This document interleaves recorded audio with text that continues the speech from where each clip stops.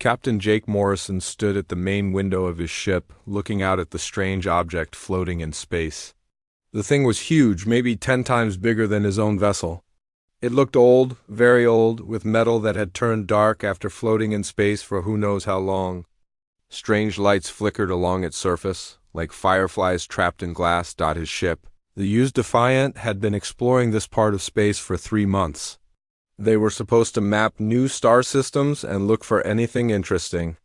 Well, they had found something interesting, all right.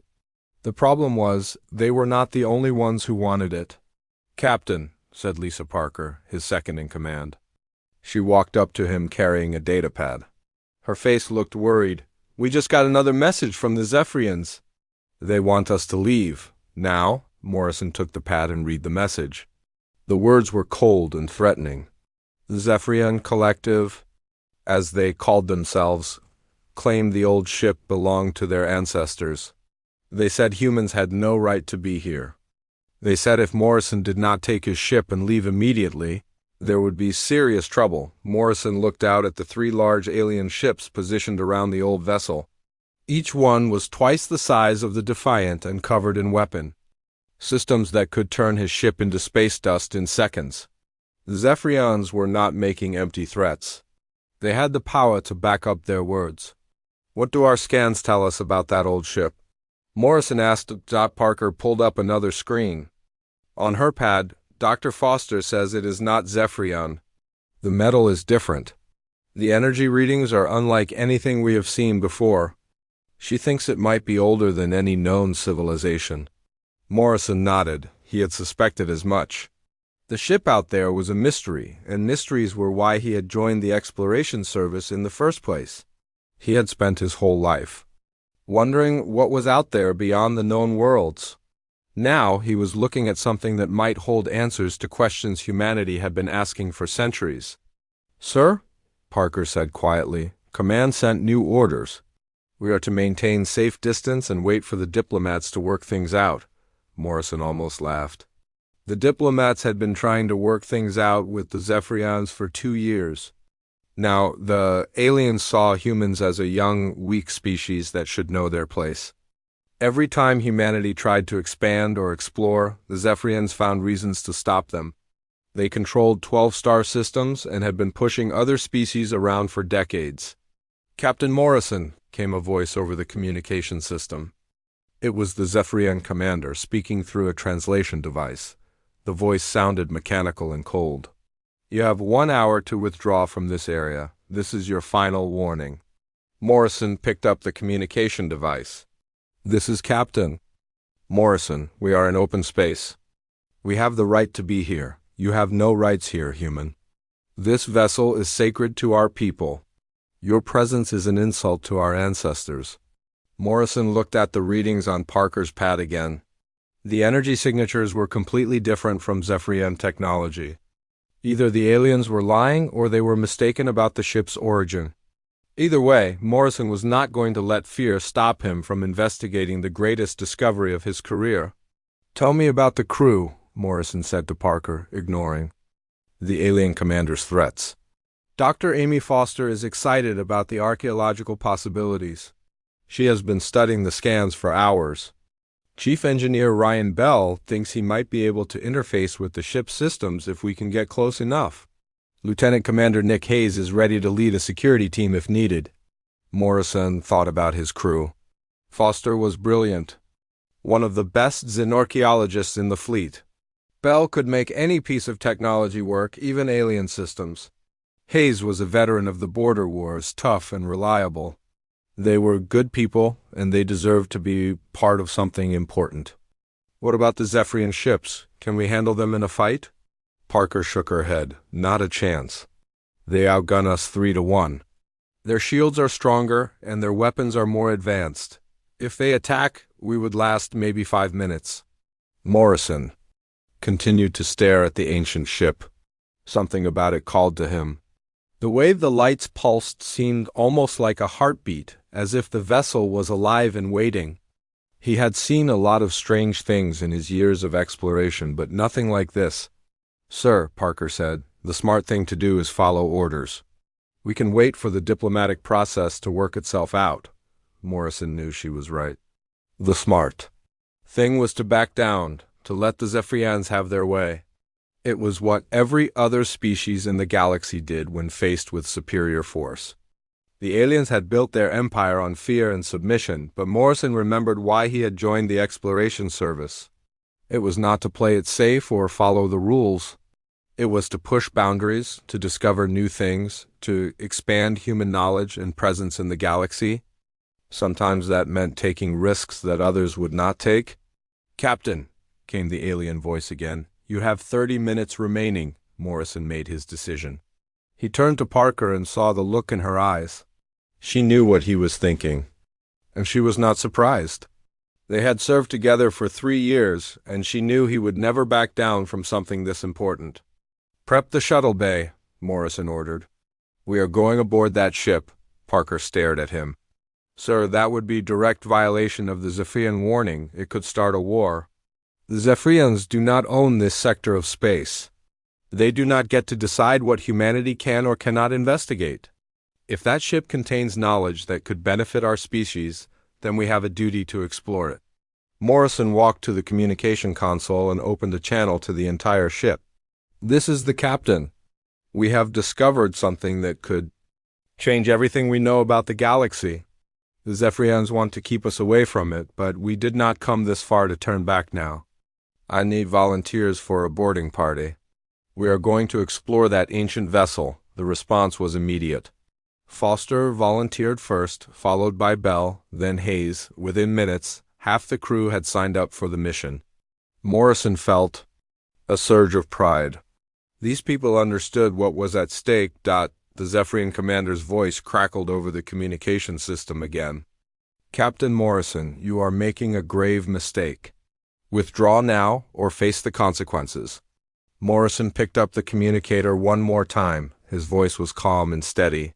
"This is Captain Jake Morrison of the UES Defiant. We are going to board that vessel and investigate it. We are not asking for your permission. We are informing you of our intentions." The communication channel went silent. Morrison could see the alien ships beginning to move, their weapon systems charging up. He had just declared war on one of the most powerful species in the galaxy, but as he looked at the ancient ship floating in space, Morrison felt no fear. Whatever secrets it held, whatever knowledge it contained, humanity was going to claim it. The time for asking permission was over. Parker stood beside him, her hand resting on her weapon. "Orders, sir?" Morrison smiled. "Get that shuttle ready. We have a ship to explore." The Zephyrians had controlled this sector of space for decades. They had grown used to other species backing down when faced with their superior firepower. But they had never encountered humans before. They were about to learn that humanity did not request permission to explore the galaxy. They took it. Chief Engineer Ryan Bell checked his spacesuit one more time in the shuttle bay. The suit felt heavier than usual, maybe because he knew this mission might be his last. The Zephyrian ships were still out there, weapons charged and ready to fire. Bell had seen what their energy beams could do to human ships during the border wars. It was not pretty. "You nervous, Bell?" asked Dr. Amy Foster as she loaded her scanning equipment into the shuttle. Her hands were steady, but Bell could see the excitement in her eyes behind her helmet visor. Foster lived for moments like this. She had spent her whole career studying dead civilizations, and now she was about to explore something that could rewrite the history books. "Nervous, me?" Bell tried to sound casual. "I'm just wondering if my insurance covers death by alien energy beam." Foster laughed. "Look at those readings again. The energy patterns from that ship are unlike anything in our database. The metal composition is completely unknown. We could be looking at technology that is millions of years old." Bell pulled up the scanner data on his wrist display. The numbers were incredible. Whatever built that ship had access to materials and energy sources that current science could barely understand. If they could get inside and study the systems, it might advance human technology by centuries. Lieutenant Commander Nick Hayes finished loading weapons into the shuttle. He had been quiet during the preparation, but Bell knew that look. Hayes was thinking about tactics, about how to keep everyone alive when the shooting started. The security chief had fought in 3 major battles and knew how to read a dangerous situation. Hayes, you think we can make it?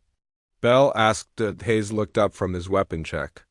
The Zephyrians are good fighters, but they follow predictable patterns. They like to intimidate first, then attack in formation. If we move fast and stay unpredictable, we might have a chance. Captain Morrison entered the shuttle bay with Commander Parker right behind him. Morrison looked calm, but Bell had served with him long enough to recognize the signs. The captain's jaw was set tight, and his eyes had that focused look he got before making a dangerous decision. "Final equipment check," Morrison announced. "We go in light and fast. Foster, how long do you need to get meaningful data? Give me 30 minutes with their computer systems, and I can download basic information. An hour, and I might be able to crack their main database." "Bell, can you interface with alien systems?" Bell nodded. "I brought universal adapters and some new programs I have been working on. If their technology uses any kind of logical structure, I can probably make it work." Morrison turned to Hayes. "Security? I have portable shield generators and enough firepower to hold a position for maybe 20 minutes. If the Zephyrians board that ship, we will have to fight our way out." Morrison walked to the shuttle's communication console and opened a channel to the bridge. "Parker, are you ready?" Parker's voice came through clearly. "The Defiant is at full alert. All weapons are charged, and we are ready to move on your signal." Bell felt the familiar pre-mission tension building in his chest. He had been on dangerous missions before, but never with stakes this high. The ancient ship floating out there might contain secrets that could change everything for humanity. Or it might be a trap that would get them all killed. Morrison sealed his helmet and moved to the shuttle's pilot seat. "Everyone strap in. We launch in 60 seconds." The shuttle bay doors opened, showing the starfield beyond.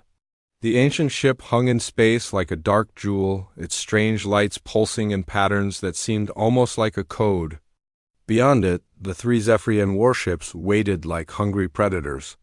"Defiant Control, this is Shuttle 1, Morrison said into his communicator. "We are launching now."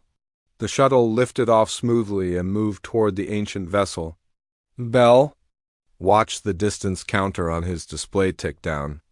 2,000 meters, 1,000, 500. "Incoming transmission," Hayes announced. "It is the Zephyrian commander." Morrison activated the communication system. The alien voice filled the shuttle, cold and mechanical through the translation device. "Human vessel, you are in violation of collective law. Turn back immediately or we will open fire." Morrison's response was calm and clear. "This is Captain Morrison. We are investigating an unidentified vessel in open space. We have the right to explore. You have no rights here. This ship belongs to our ancestors. Your presence is an insult to our people." Bell looked at his scanner readings again. The energy signatures were definitely not Zephyrian. Either the aliens were lying or they were wrong about the ship's origin. Either way, Bell was not going to let fear stop them from the greatest discovery of the century. "Captain," Foster said, "I am picking up some kind of response from the ship. It is like it knows we are here." Morrison checked his own displays. The ancient vessel's lights were pulsing faster now, and new energy readings were appearing on their scanners. The ship was definitely reacting to their approach. "Could be automatic defense systems," Hayes warned, "or maybe a greeting. Hard to tell with alien technology." The shuttle continued toward the ancient ship. Bell could see details now that had been invisible from a distance. The hull was covered in intricate patterns that looked almost like writing. Strange protrusions jutted from the surface at regular intervals, their purpose unknown. "There," Foster pointed. "That looks like a docking port." Morrison adjusted their course toward the structure Foster had spotted. It was clearly artificial, a circular opening in the ship's hull that looked designed for smaller vessels. As they approached, the opening began to glow with soft blue light. "Definitely reacting to us," Bell observed. "Either it is welcoming U.S. or it is powering up weapons. Only one way to find out," Morrison said. Dot behind them, the Zephyrian ships were moving. Bell could see them on the rear scanners, closing in fast. Their weapons were fully charged, and their formation suggested they were preparing to attack. "Captain," Hayes said, "we have company. The Zephyrians are not happy about this." Morrison increased their speed toward the docking port. The ancient ship's lights were pulsing rapidly now, and Bell's scanners were detecting massive energy buildups throughout the vessel. Whatever was happening, it was big. 30 seconds to docking," Morrison announced. The Zephyrian commander's voice crackled through their communicator again. "This is your final warning, humans. Withdraw now or face destruction." Morrison did not respond. The shuttle slid into the ancient ship's docking port as smoothly as if it had been built for human vessels. The opening sealed behind them with a soft hiss, and artificial gravity took hold. "We are in," Morrison said. "Bell, can you get us life support readings?" Bell worked his scanners quickly. "The ship is generating atmosphere. Breathable for humans, which is impossible unless—" He paused, checking his readings again. "Captain, this ship is adapting to us. It is creating an environment we can survive in." Foster was practically bouncing in her seat. "This is incredible. The ship's systems are actively responding to our presence. It wants us here." Hayes was less optimistic. "Or it is preparing to study us before it kills us." Morrison opened the shuttle's hatch and stepped into the ancient ship. The others followed, their boots echoing in the metal corridor. The walls were covered in the same intricate patterns they had seen on the hull, and they glowed with soft light that seemed to follow their movement. "Welcome," said a voice. Everyone froze.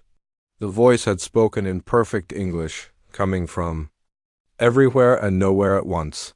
"Welcome, brave explorers," the voice continued. "I have been waiting for you." Bell's scanner readings went crazy. The ship was alive, and it was talking to them. Outside, the Zephyrian ships prepared to attack. The voice that spoke to them seemed to come from the walls themselves.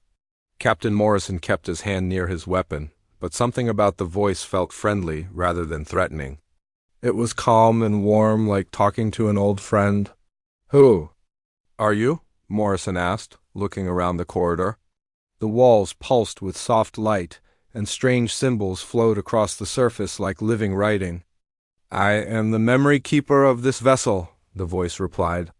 "I have been waiting for a species brave enough to find me. You are the first to ignore the warnings of the Zephyrian Collective." Dr. Foster was running her scanners over everything, her excitement barely contained. "Captain, these readings are impossible. The ship is using technology that should not exist. The energy patterns are completely beyond our understanding." Chief Engineer Bell was studying the wall patterns with fascination. "These symbols are changing as we watch. It is like the ship is trying to communicate with us through the walls."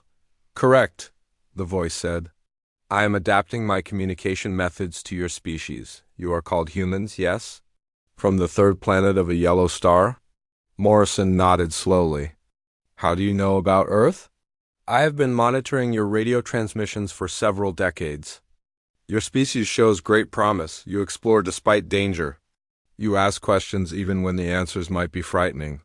Lieutenant Commander Hayes kept watch on their surroundings while the others talked. His job was to keep everyone alive, and he did not trust anything that seemed too good to be true. "What do you want from us?" "I want to give you a gift," the voice said. "But first you must prove you are worthy of it." The corridor began to change around them. The walls shifted and moved, creating new passages that led deeper into the ship. Soft lights guided them forward, showing them the way. "Follow the lights," the voice instructed. "There is much to see." They walked through corridors that seemed to stretch on forever. The ship was enormous, much bigger than it had appeared from outside. Bell's scanners showed impossible readings. The internal space was larger than the external hull should allow. "The ship is bigger inside than outside," Bell whispered to Morrison. "That should be impossible." "Many things are possible when you understand the true nature of space and time," the voice said, apparently able to hear their whispers. "My builders learned to bend reality to their will. They entered a vast chamber filled with floating crystals. Each crystal pulsed with different colored light, and Foster's scanners detected incredible energy readings from each one. The crystals were arranged in patterns that seemed to have meaning, like a library written in light. "This is a memory vault," the voice explained. "Each crystal contains the knowledge of a different civilization. My builders traveled the galaxy for millions of years, collecting the wisdom of every species they encountered." Foster moved closer to one of the crystals. "The energy readings are off the charts. These crystals are storing information at the quantum level. The amount of data in just one crystal could fill our entire ship's computer." "Your species has great potential," the voice continued. "But you are young and make many mistakes. The knowledge in these crystals could help you avoid the errors that destroyed other civilizations." Morrison looked around the chamber. There were thousands of crystals, each one containing the collected knowledge of an entire species.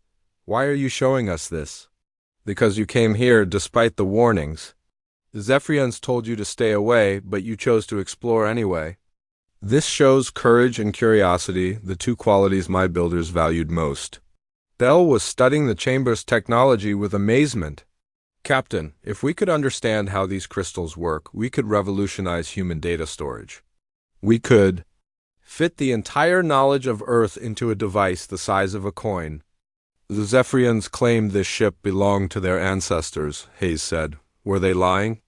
"They were mistaken," the voice replied. "The Zephyrians are descendants of a species my builders encountered long ago. That species was aggressive and proud, much like the Zephyrians today. They tried to conquer my builders and take their technology by force."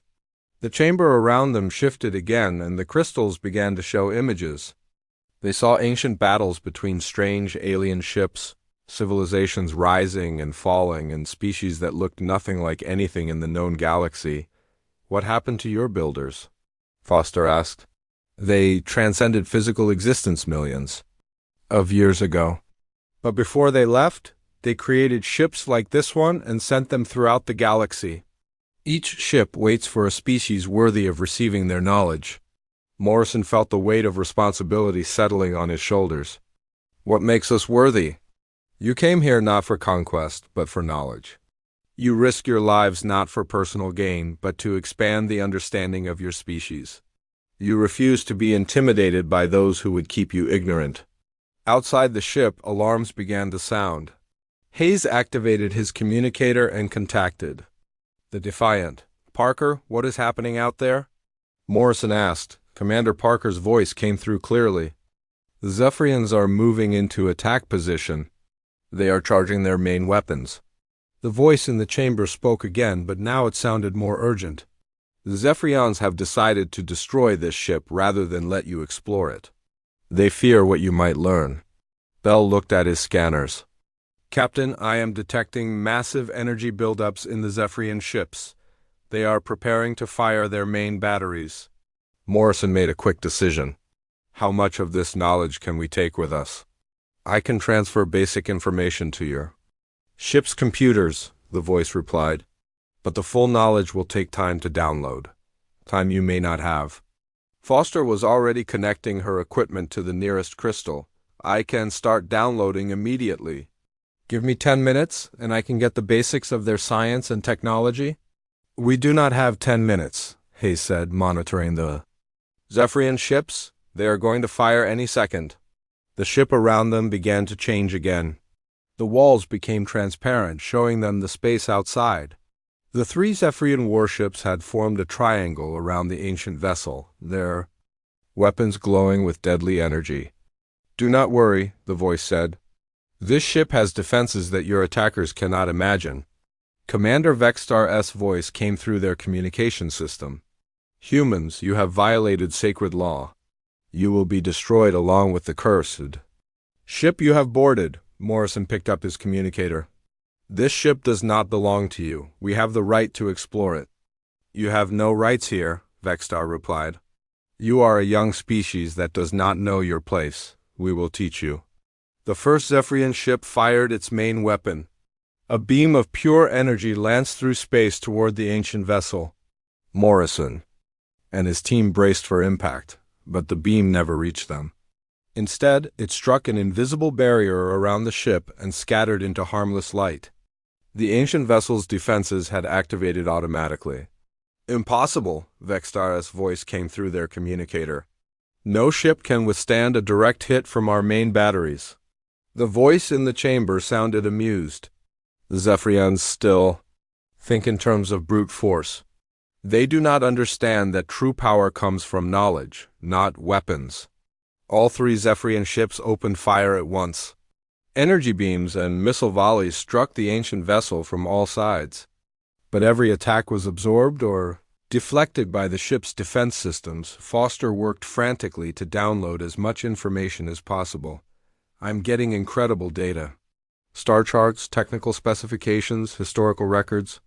This information could advance human civilization by thousands of years. Bell was studying the ship's defense systems on his scanners.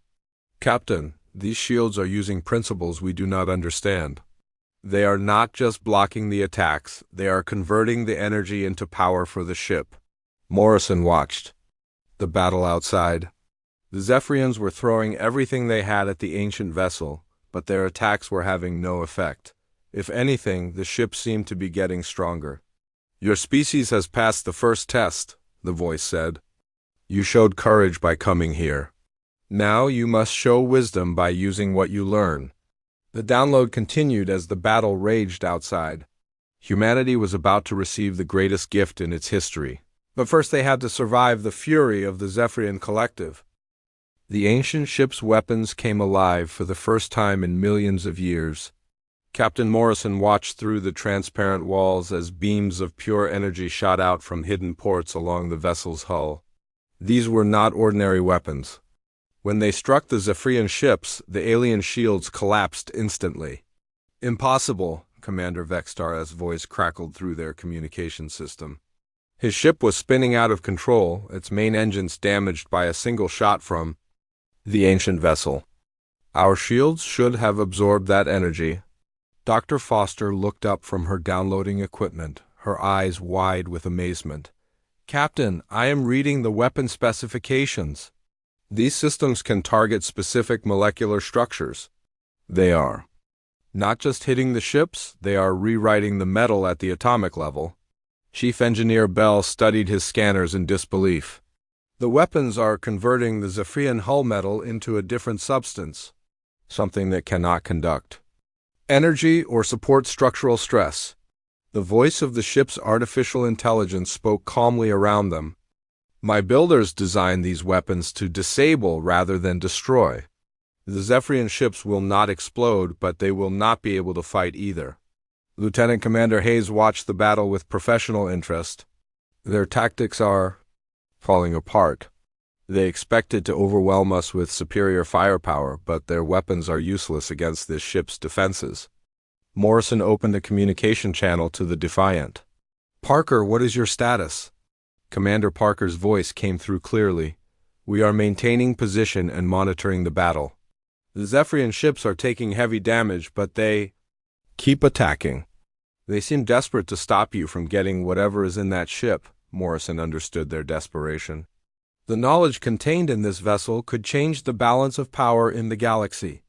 If humanity gained access to technology that was millions of years more advanced than anything currently known, it would reshape everything. How much longer do you need? Morrison asked Foster. Foster's fingers flew over her equipment.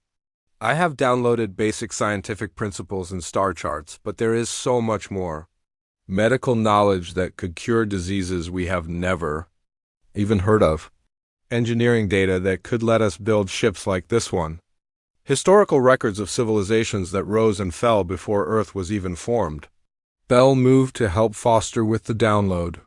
I can speed up the transfer by connecting directly to the ship's main computer, but it will require interfacing with alien technology in ways we have never tried before. Do it, Morrison ordered. Bell pulled out a neural interface cable from his equipment pack.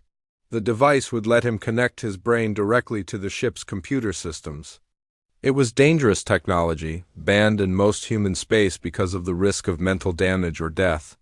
Bell, that is direct neural interface, Hayes warned. If something goes wrong, you could end up brain dead, Bell smiled grimly. If we do not get this knowledge, we might all end up dead anyway. The Zephyrians will never let us leave here alive. The ship's AI seemed to sense Bell's intentions. I can provide safeguards for the neural connection. Your engineer will not be harmed. Bell attached the cable to the neural port behind his ear. Immediately, his eyes rolled back and his body went rigid. Data flowed directly from the ships. Computers into his brain at incredible speed. Morrison watched Bell's vital signs on his suit display. The engineer's heart rate was elevated, but stable. Whatever the ship was doing to protect him seemed to be working. Outside, the Zephyrian attack was becoming more desperate. Commander Vextar had called for reinforcements, and Morrison could see more alien ships arriving in the distance. The collective was throwing everything they had at the ancient vessel. Your species shows great determination, the ship's AI observed, but the Zephyrians show only stubbornness. They cannot accept that there are forces in the universe greater than their empire. Foster's equipment chimed, indicating another successful download. I have their mathematics now. Their understanding of physics is completely beyond ours. They knew how to manipulate space and time like we manipulate simple machines. Hayes kept monitoring the approaching Zephyrian reinforcements. Captain, we have 8 more alien ships incoming.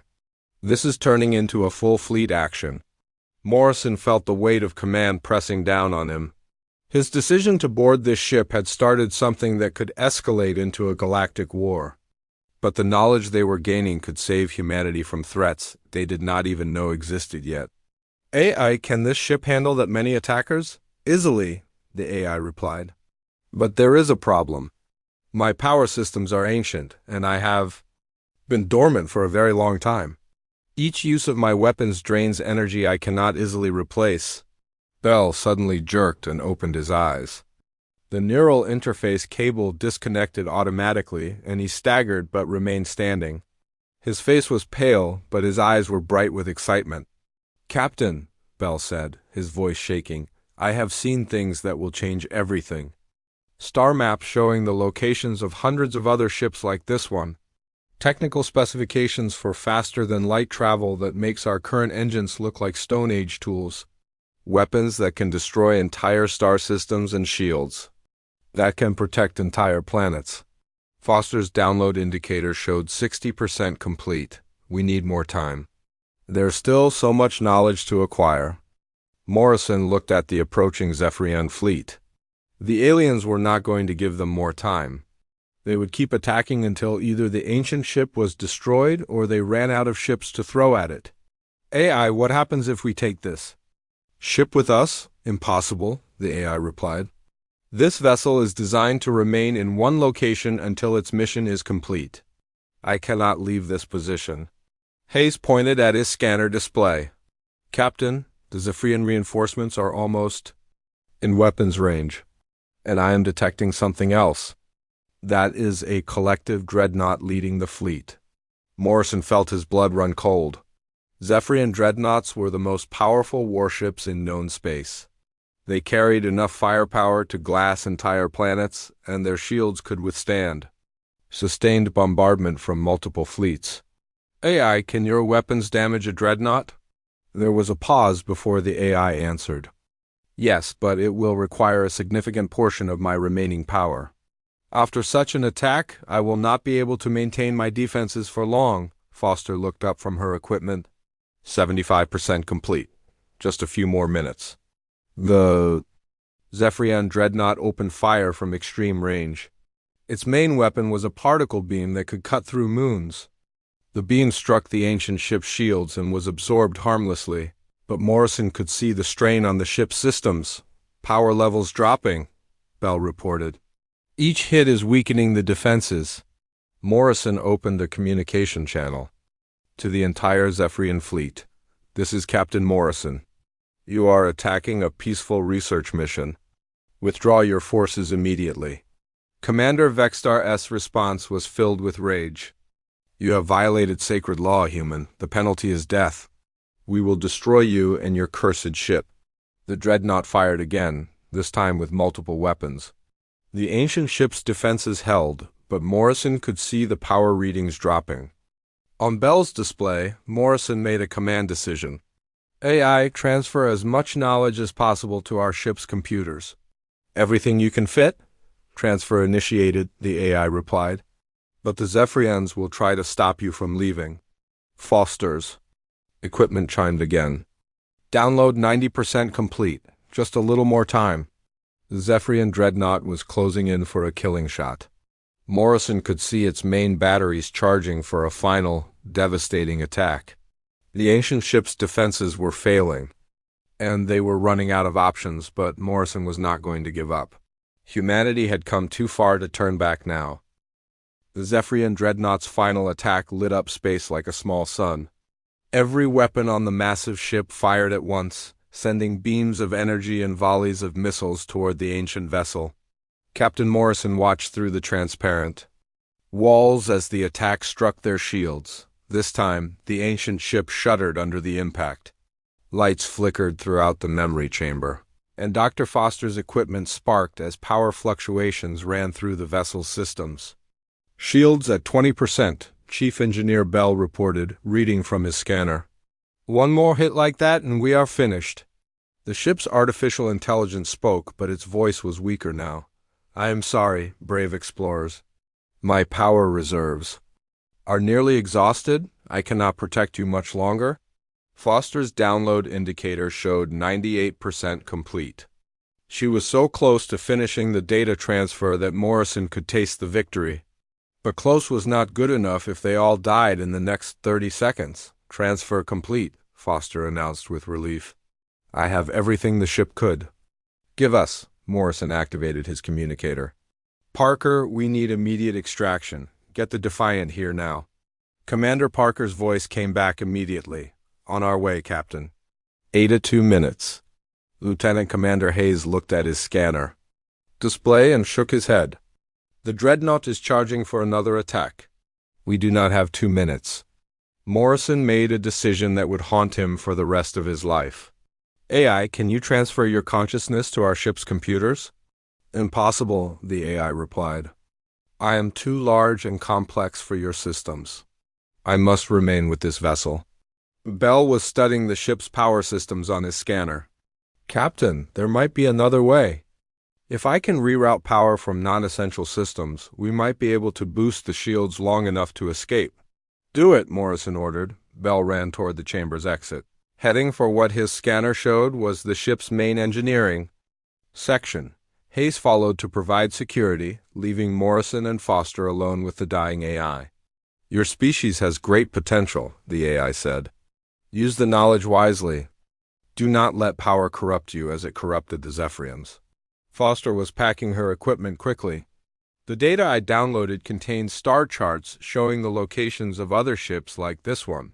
Humanity could spend centuries exploring and learning. If we live that long, Morrison replied, watching the dreadnought prepare for another attack. Bell's voice came through their communicators. I found the engineering section. This is incredible. The technology here is so advanced that it might as well be magic. Outside, the Zephyrian dreadnought finished charging its weapons. Commander Vextar-S voice came through their communication system one last time.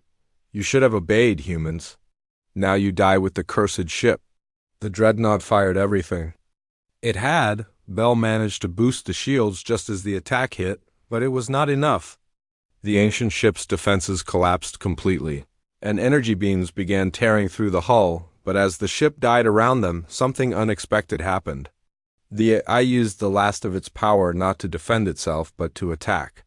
Every weapon on the ancient vessel fired at once, targeting not the Zephyrian ships, but the space around them. Morrison watched in amazement as the AI's final attack created a massive distortion in space and time. The area around the ancient ship became a swirling vortex of energy that pulled at everything nearby. What is happening? Foster asked, watching her scanners go wild. The AI's voice was barely a whisper now. I am giving you a chance to escape. The distortion will last for 30 seconds. Use it wisely. The Zephyrian ships were caught in the energy vortex, their engines fighting to maintain position. The dreadnought's massive bulk made it especially vulnerable to the gravitational effects. Morrison activated his communicator. Parker, get us out of here now. The Defiant burst through the energy distortion like a ship rising from underwater. Parker had brought the human vessel in at maximum speed, ignoring the dangerous energy readings and the risk of collision. Shuttle bay is open, Parker announced. Come home. Morrison, Foster, Hayes, and Bell ran through the collapsing corridors of the ancient ship. Behind them, bulkheads were failing and atmosphere was venting into space. The vessel that had waited millions of years for them was finally dying. They reached their shuttle just as the docking bay began to decompress. Morrison got the engine started while the others strapped in, and they launched toward the Defiant as the ancient ship came. Apart around them, the shuttle bay doors of the Defiant closed behind them just as the ancient vessel exploded. The blast lit up space for millions of kilometers, and the energy wave knocked the Zephyrian ships away from the battle site. Morrison and his team made it to the bridge. As Parker was plotting their escape course, the Zephyrian ships were recovering from the explosion, but they would be operational again within minutes. Jump coordinates laid in, Parker reported. Ready to go to hyperspace. Morrison looked at the space where the ancient ship had been. There was nothing left but expanding gas and debris. The greatest archaeological find in human history had been destroyed, but the knowledge it contained was safely stored in their computers. Captain, Vextar's voice came through their communicator. You may have escaped today, but the collective will not forget this insult. We will hunt you across the galaxy. Morrison picked up the communicator for the last time. Commander. Vextar, you had the chance to learn something today. Instead, you chose to destroy it. That tells me everything I need to know about your people. He activated the ship's main communication array and broadcast on all frequencies. This is Captain Jake Morrison of the UES Defiant. Today, humanity claimed its place among the stars. We explored an ancient vessel despite threats from the Zephyrian collective. We gained knowledge that will benefit our entire species. We did not ask permission from anyone. Morrison looked around the bridge at his crew. Parker stood proudly at her station. Bell was already analyzing the downloaded data. Foster was cataloging their discoveries. Hayes was monitoring the Zephyrian ships. They were all heroes, every one of them. Jump to hyperspace, Morrison ordered. The Defiant disappeared into the swirling vortex of faster-than-light travel, leaving the Zephyrian fleet behind. The ancient ship was gone, but its legacy lived on in the human computers. News of the discovery spread through human space within days. The technical data from the ancient ship allowed human scientists to make breakthrough advances in physics, medicine, and engineering. The star charts showed the locations of other ancient vessels, promising centuries of exploration and discovery, but more importantly, word of humanity's defiance reached other species throughout the galaxy. The Tory Confederation sent diplomatic envoys, curious about the race that had faced down the Zephyrian collective. The hegemony of worlds offered trade agreements and mutual defense pacts. For the first time in galactic history, other species saw the Zephyrians as something other than unstoppable conquerors. If humans could stand up to them and win, maybe others could too. Morrison stood in his ready room 6 months later, reading reports from exploration teams that were investigating other ancient ships. Humanity was expanding faster than ever before. Driven by curiosity and the knowledge that the galaxy held wonders beyond imagination. Foster entered with a datapad containing her latest analysis of the ancient database. Captain, I found something interesting. The AI left us a message hidden in the technical specifications. Morrison read the message on the pad. It was simple and direct. Courage and curiosity will take you far among the stars. But remember that wisdom is the greatest weapon of all.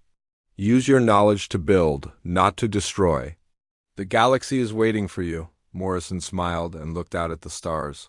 Humanity had claimed its place in the galaxy not by asking permission, but by taking responsibility for its own destiny.